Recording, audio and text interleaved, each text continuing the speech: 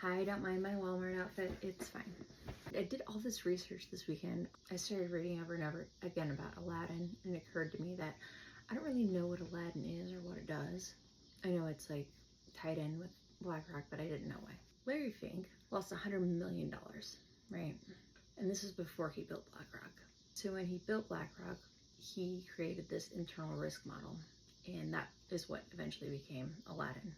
What is Aladdin? It's a simulator in real time. So it will take every kind of security, stocks, bonds, derivatives, alternatives, anything, and it will let you test it. But it also updates all of those things in real time because it has data on $20 trillion worth of assets. And it's owned by BlackRock. It's their proprietary software. Think about it like Adobe. BlackRock owns this company, Aladdin, that does all of those things. You can buy into their system in part, like how you would Photoshop only, or in whole, where you get everything, and use all of these tools. It is incredibly difficult to get out of, such as your Adobe subscription or your Apple subscription, whatever, because everything that you have is already integrated there. So how it works is you can have a client in front of you and have their portfolio loaded and be like, this is what happens if this goes up, if this goes up, if there's a natural disaster, if the interest rate goes down, whatever the factor you want, it will model that for you. But it also uses all of this information in real time because it has access to all of this information. So who uses Aladdin? Vanguard, BlackRock, obviously, State Street, CalPERS, which is California Public Employees and Retirees Retirement Fund. Also CalSTRS, which is the California Teachers Retirement Fund. The National Pension Service of Korea, UBS, which is like fancy banks for rich people. Morgan Stanley Wealth uses it. Deutsche Bank uses it. Prudential PLC, which is lots of insurance and pension clients in the UK. The Bank of Israel uses it. Microsoft Treasury. AIA, Japanese Retirement Savings. HSBC, which you've probably heard of. It's a huge bank because they're this big and they own not only a lot of the property and assets, but they also own the software.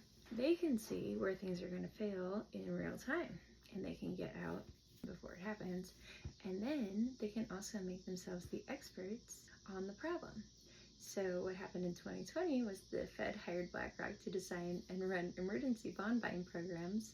They cashed out, and then they were also responsible for fixing the crash and allocating all of the emergency funds. They disproportionately get to vote however they want in these shareholder meetings because they're voting on behalf of all of the assets that they manage, and they're also voting on all of the assets that they hold. But economics and lawmakers start sounding alarms about it.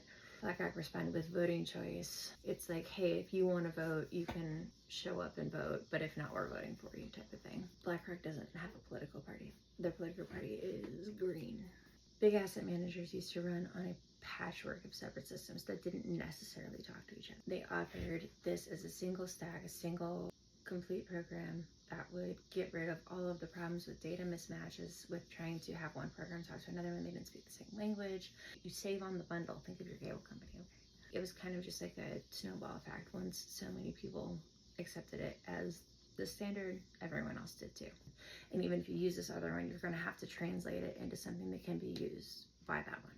So they have the assets under management, they have the software, they have the data side of it, and they have infrastructure that they can use any way they want because it's private property. These are just things that could be manipulated. I don't think antitrust is touching it. I think it's too big at this point.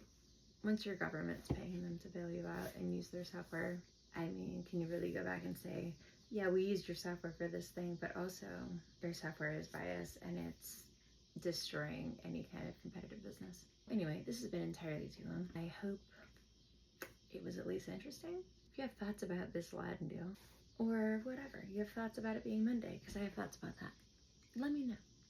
Please tell me. I hope you all have a wonderful evening. Bye.